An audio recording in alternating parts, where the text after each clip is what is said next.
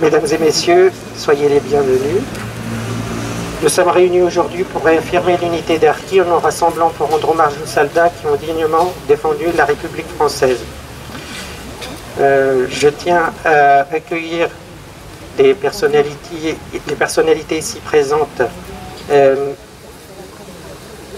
Monsieur le député suppléant de la circonscription d'Elbeuf, monsieur Yanis Khalifa, les présidents d'associations et l'ensemble des personnes harkis et sympathisants venus ce jour aujourd'hui.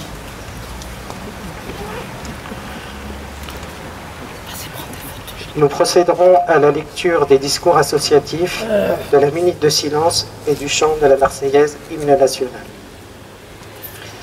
La célébration sera ponctuée des discours associatifs et des harkis. Monsieur Bachir Rezigat, Monsieur Ahmed Boutelja, Madame Farida, Madame Zora Haridj, Monsieur Vincent Bo Abdallah, Monsieur Azni André, Monsieur Farid Moussami et Monsieur Gérard François, le marcheur.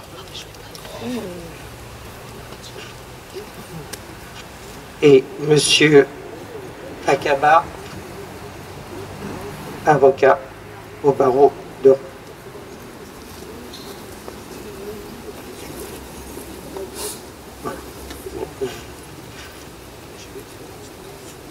Monsieur Farid Moussaoui, président de l'association Mémoire des Harkis de l'Eure. Messieurs, Mesdames, chers amis, chers compatriotes, nous sommes réunis aujourd'hui pour la deuxième fois pour célébrer la cérémonie du 25 septembre dernier. Vous avez su par rapport à la presse ce qui s'était passé. Voilà, alors de toute la France a réagi pour qu'on puisse être là aujourd'hui. Merci à tous et à toutes. Alors je vais faire une petite introduction s'il vous plaît. Merci. Alors, chers compatriotes, avant de prendre la parole pour parler de nous, puisque l'exécutif nous tourne le dos, nous accuse d'anathème, d'insultes, montrons-lui que nous sommes tous sauf cela. Montrons-lui que nous n'oublions personne et surtout que nous n'oublions rien. Rappelons-lui l'appel solennel de John Fitzgerald Kennedy en mai 1962, qui était prêt d'accueillir les harkis. Demain, cela fera 1 an que 11 Américains ont été assassinés à Birch Beach, simplement parce qu'ils étaient ce qu'ils étaient, c'est-à-dire juifs, comme nous sommes harkis. Joacine Fenberg, Rich Godifred, Rose Millinger, Jari Raginbodi, Cécile Rosenthal, David Rosenthal, Béni Simon, Sylvain Simon, Daniel Sétain, Melvin Vax, Erwin Romager. Nous prions pour vous et vos proches en leur rendant solennellement hommage aujourd'hui. Rappelons à l'exécutif que nous n'oublions rien et que s'ils continuent à nous tourner le dos, nous irons vers eux, qui nous aideront comme le grand peuple américain. J'en suis convaincu. Merci.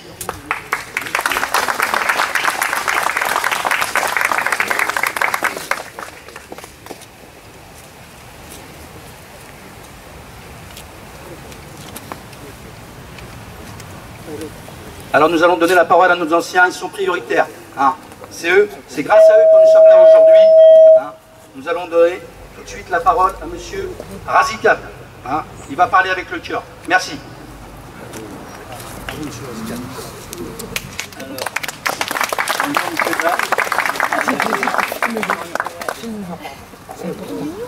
Merci beaucoup de vous être venus. Et là, on peut se rassembler bien. Et maintenant, on peut faire quelque chose. Pour nous, et pour notre enfants. Inch'Allah. Inch'Allah. Et là qu'on a la main à la main, on se rassemble au moins 1 fois par mois. Comme ça, on lui montrait qu'est-ce qu'il y a, parce qu'on est écrasé complètement. Complètement.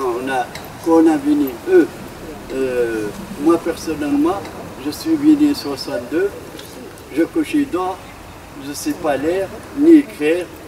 62, un être humain il couche dehors. La scène d'Argenteuil, les jeunes ils jouent la roulette là-dessous. Hein? Ils nous couchent dans le jardin, personne qui nous dise, ils nous montré quelque chose. On peut y aller à l'école. J'ai arrivé ici en France, à l'âge de 22 ans. Hein? Il a donné là-bas les fusils, oui. Aussi Thierry, aussi, il a bien pris pour les fusils. Mais quand on est arrivé là, on est arrivé à la misère. Hein? Les gens qui sont venus dans le cas, ils ne sont pas venus de...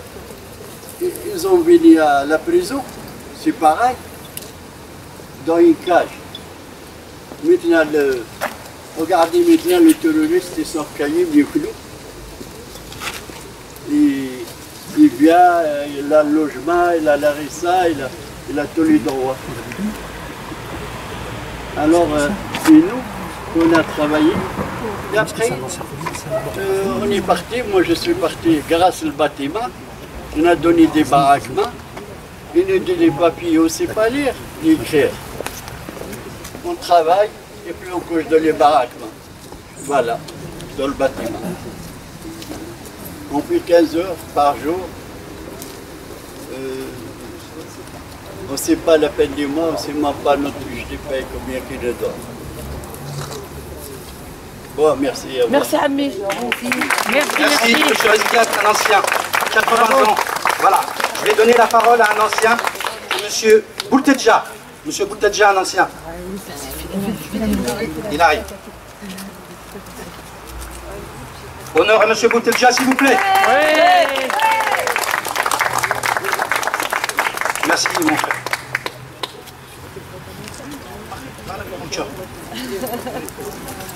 Bonjour à tout le monde. Bonjour. Je me présente.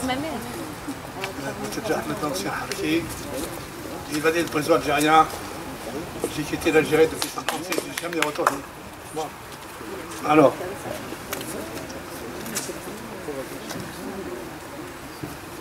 Le président Victor Clochetier, monsieur le président de l'association patriotique, anciens combattants, chers amis, camarades harki, bonjour. 56 ans après le tragique, les événements mettaient fin à la guerre d'Algérie, le massacre des harkis de leur famille, et des enfants qui n'avaient pas faire seuls de leur patrie. Nous sommes ici aujourd'hui, samedi le 26 octobre 1919, pour nous souvenir, malgré la diversité, nous sommes restés fidèles à la France par leur conviction, attachement affectif et moral. Nous, les Français, depuis 1830, nous sommes l'héritier d'une longue tradition militaire. Pendant plus d'un siècle, nos aïeux sont battus pour le pays qui est considéré comme patrie de la France. La guerre de 14-18, combien de morts, l'ère d'or, en 39-45, combien franco-algériens sont morts à Montcassino, l'Indochine, puis la guerre d'Algérie. Nous avions cru à la parole donnée par la France, nombre de drapeaux tricolores. Nous demandons réparation, préjudice moral et matériel. Ces pays qui le dirigeants de notre pays, nous sommes français par entière, nos épouses et nos enfants justifient en faisant de passerelle de la vérité face au drame de la population harki. Injustement humiliés, maltraités, trop souvent oubliés.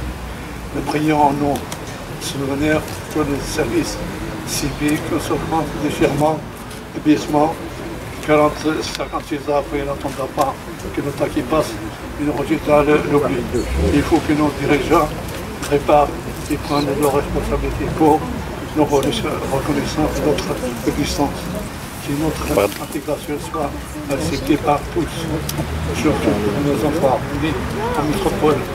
Les gens pour ce travail, accès à l'étude, prendre en compte ces pensions, recevoir, promis jamais revenus. Pour finir, les Mrochines, après qu'ils sont en César, que notre ministre des Affaires étrangères, il puisse leur faire avoir une autorisation de pouvoir rentrer à l'Algérie, voir notre lieu de naissance, autour de nos parents, et entretenir notre souvenir de mémoire vis-à-vis de la terre natale. Les Algériens qui feraient nos ennemis sont autorisés à venir. On ne croit pas l'inverse. Après le message d'espoir, donc on pense chaleureusement pour les harkis qui vivent la France. Je vous remercie à tous.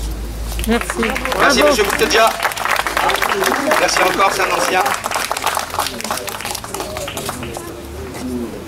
Allocution de Mme Farida Boukebal, fille de harki du camp de Logidane et Bouches-du-Rhône. Vous avez la parole.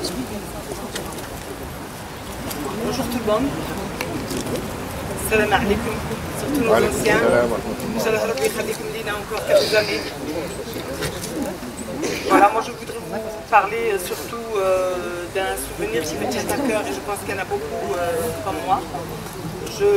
La première visite que j'ai rendue à mon père en prison, j'avais 3 ans et demi à Bethna. J'ai fait pleurer mon père, je croyais qu'il m'avait abandonné. Il ne m'avait pas abandonné, il était en prison. Et puis, c'était la première et la dernière fois que j'avais vu mon père en prison parce que ma grand-mère ne pouvait plus me ramener.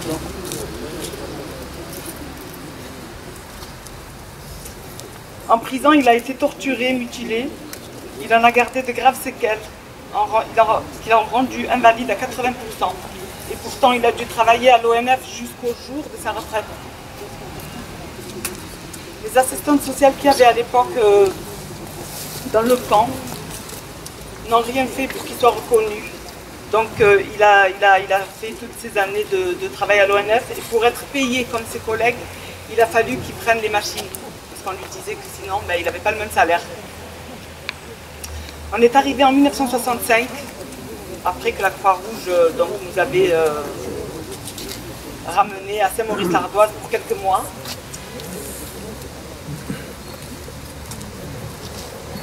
Alors que j'avais à peine 5 ans, nous avons été rapatriés au camp de Saint-Maurice-l'Ardoise, dans le Gard, transférés après quelques mois au camp du Logidane, dans les Bouches-du-Rhône, héritant du mobilier et du linge de maison des anciens habitants. Nous pensions arriver dans ce camp pour une courte durée. En fait, on y a été enfermés. Et nos parents et nous vivions dans la peur, l'oubli, la promiscuité et l'insalubrité. Afin que l'on ne sorte pas de ce lieu, le strict minimum nous était livré. L'école était sur place, à l'intérieur du camp. Il y avait un téléphone dans le bureau du chef de camp, mais on n'y avait accès qu'en cas d'extrême urgence et uniquement en sa présence. Nous n'avions accès à aucun médecin ni infirmière en cas de besoin, pas même au numéro d'urgence. Quand nous appelions par exemple les gendarmes, ils nous répondaient « on ne viendra que s'il y a un mort ». On a perdu beaucoup de gamins dans le Logidane. La route n'était pas protégée, aucun passage piéton, aucun feu rouge, aucun signalement.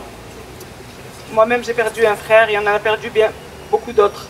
Le canal était à 200 ou 300 mètres des habitations, il n'était pas protégé non plus. Là aussi on a perdu des enfants. C'était pas grave, c'était des enfants d'harkis, des petits enfants. Nous avons été trahis et nous avons toujours ce sentiment d'être trahis. On a été oubliés, on a été humiliés. Mon père est parti avec les larmes dans les yeux parce qu'il me disait toujours « Mais ma fille, arrêtez-vous, on ne vous reconnaîtra jamais. On va nous laisser partir petit à petit. On a servi de bouclier pour défendre la France et on ne sera plus vos boucliers pour vous défendre nos enfants. Donc, à un moment donné, il faut vous arrêter parce que vous n'aurez absolument rien. » Et je crois qu'il avait raison. Il est parti avec cette amertume qu'il avait au fond de lui comme plein d'autres, comme tous nos parents. Ils sont en train de partir petit à petit, malheureusement. Et cette reconnaissance, nous ne l'avons toujours pas. Il faudrait qu'on continue à se battre main dans la main. Je vous remercie.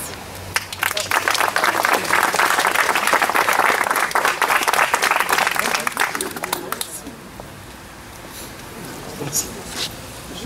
Allocution de Madame Zora Haridj, fille filles de Harki du camp de la Roque d'Enterron, affilié à M. Abdelkrim Klech. Vous avez la parole.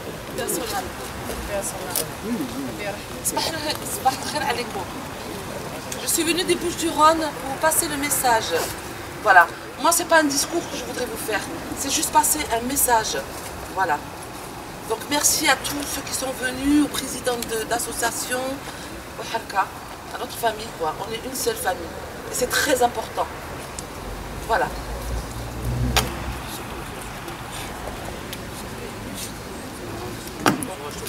Merci.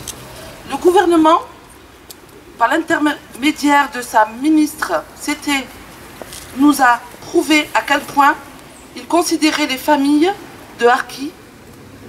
Je suis désolée, je crois que j'ai oublié des mots, mais c'est pas grave. Hein? Ouais, je suis très émue. Des stèles à l'abri des regards, des sépultures absentes. Je parle de Rivesaltes parce que j'ai assisté à la commémoration. Hein. Donc je tiens à faire passer le message de ce qui s'est passé.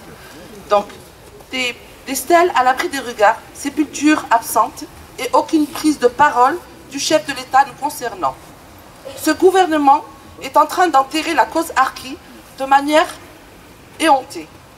Voilà pourquoi aujourd'hui, il est de notre devoir de se mobiliser avec la seule réponse qui va les réveiller, à savoir une carte d'électeur, parents, enfants, petits-enfants, unissons-nous.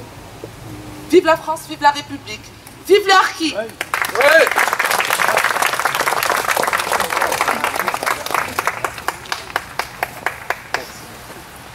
Allocution de Madame Elisa Mamri, présidente de la DIF. Vous avez la parole. Non. Sabah Nour, je vous remercie d'être là, vous êtes venus de très loin et ça fait chaud au cœur, donc je vois qu'il n'y a pas d'abandon de votre côté. Je me présente brièvement, vous parliez des camps, eh bien, écoutez, moi je suis passé par plusieurs camps. Aujourd'hui on nous demande juste de prouver que l'on soit passé par un seul camp. Alors, je vais vous dire, donc je suis passé par le camp de Melaha, donc qui est à côté d'Anneba, avant d'embarquer dans un rafio. Ensuite, au camp de Rivesaltes. Après, au camp de Gonfaran. Après, au 53 rue de Lyons à Rouen. Ensuite, dans une garçonnière. Alors, voyez le nombre de camps par lesquels nous sommes passés. Donc, je vais vous livrer rapidement un discours. Je vous demande de m'excuser parce que je vais vous faire une petite dégression. J'ai assisté à la préfecture de Rouen à la remise de la nationalité française pour des nouveaux Français, ces fameux récipiendaires. Un bel accueil leur a été réservé, un buffet très agréable et j'étais là parmi eux. Je ne vous le cache pas, j'avais des frissons parce que j'ai repensé à toute une vie antérieure, comment nous avons été accueillis. Mais je ne vais pas aujourd'hui pleurer sur ce ton-là. Je vais vous livrer rapidement un message. On m'a dit qu'il fallait que je sois brève. Ce n'est pas mes habitudes, mais je vais respecter ce que le président Moussaoui m'a ordonné. Je le prends comme un ordre, n'est-ce pas? Alors, comme vous le savez, j'ai une volonté constante de me battre pour nous tous avec vous, et je serai toujours là à vos côtés, si bien sûr vous le souhaitez. Nous devons être à la hauteur de notre histoire, qui a été émaillée de tant d'injustices, d'un manque de reconnaissance, d'une absence totale d'empathie et de considération quasi inexistante. Nos gouvernants ont tous eu une volonté farouche de laisser pourrir la situation. Ce qui demeure clair, tel un fait de l'histoire, c'est la stratégie d'évitement pour que tout ce qui se rapporte à nous tombe inexorablement dans l'oubli. C'est pour moi une journée pas comme les autres, car des femmes et des hommes valeureux, courageux et fiers, venus de toute la France, reprennent le combat délaissé par beaucoup. Mais moi, il n'y a pas eu d'interruption. Je ne veux pas parler de moi. Le bureau existe, il a pignon sur rue, il est ouvert de 9h à midi, de 14h à 18h. Voilà le bénévolat de 40 ans. Combien de fois ai-je entendu « laissez tomber » Il ne faut pas vivre dans le passé. À cela, je leur réponds, je ne laisserai jamais tomber.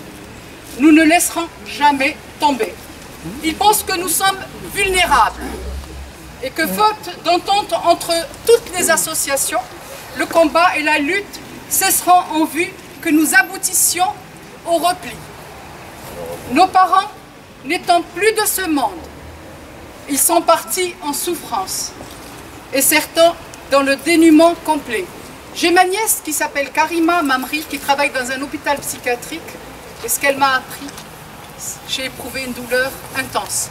Certains y sont et y demeurent jusqu'à leur mort. Commémorer, tu viens de le dire, est un impératif pour ne pas qu'il tombe dans l'oubli. Mais le rôle de l'État n'est pas seulement de compatir, mais également d'agir. Cette action réparatrice, nous désespérons de la voir un jour s'exercer. 57 ans, d'une pipe, 57 ans se sont écoulés. En effet, force est de constater que les cérémonies ne coûtent pas. Elles servent à détourner notre attention jusqu'à ces occasions, parce qu'on attend toujours le 25 septembre avec impatience. D'accord ? On nous livre un discours convenu, afin d'évoquer nos odyssées respectives, de pleurer nos disparus, et de réveiller les consciences, de prier pour le repos de leurs âmes. Il est grand temps que l'État prenne ses responsabilités, et il faut agir pour les lui faire prendre, et agir en réparation. Il faut qu'ils agissent le plus rapidement possible. C'est son rôle, pas le nôtre. Notre combat, dans ce sens, ne s'arrêtera pas, soyez-en certains. Pour conclure cette brève allocution, permettez-moi de citer l'éminent psychiatre, dont on parle souvent, qui a écrit beaucoup sur nous, sur l'état psychiatrique de nos aînés, Boris Cyrulnik. Avoir eu des parents traumatisés conduit à porter, soi-même comme enfant, le poids de leurs souffrances, de leurs blessures. Chers amis, je vous demande solennellement, encore une fois, solennellement, je n'ai rien à y gagner. D'accord ? Que la chose soit bien entendue par vous tous. Voulez-vous que les générations suivantes continuent à porter les stigmates de notre triste histoire? À vous d'en décider. Dans ce cas, unissons-nous. Pour un SMIC, pour un minimum, unissons-nous pour nous défendre. C'est notre dernière chance, je vous l'avoue, et j'y tiens particulièrement. On m'a posé une question, donc je n'y ai pas pensé parce que je ne voulais pas l'évoquer aujourd'hui. On m'a parlé de la libre circulation, on m'a dit, parle-en. Je suis heureuse d'avoir des amis ici qui me disent, tu es bien Louisa Mamri? Oui, je suis Louisa Mamri, jusqu'à preuve du contraire. On me dit, on voudrait juste te remercier. Mais je n'ai pas besoin d'un remerciement. Ils sont partis en Algérie, je les ai accompagnés, on a obtenu 6 000 libres de circulation. Et à quel prix? Et à quel prix? Le sacrifice était énorme. Je n'ai jamais eu de vacances.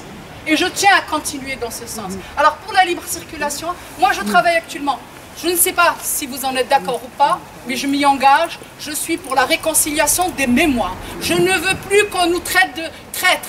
Donc je me défends, et je défends les miens, que vous le vouliez ou pas. Je continuerai dans cette voie, et j'espère que nos enfants, que nos petits-enfants n'auront pas à rougir de l'engagement de leurs parents. Il faut que l'on soit bien dans notre peau. Et ça, c'est ce que j'ai tenu comme langage en Algérie. Le jour où on m'a dit, ok, les enfants, oui, voilà, les enfants, oui, mais les parents, non. Je leur ai dit en arabe, en pleine assemblée, on est, et on est ce que l'on est, et on continuera à nous battre dans ce sens-là. Voilà. Bravo, bravo.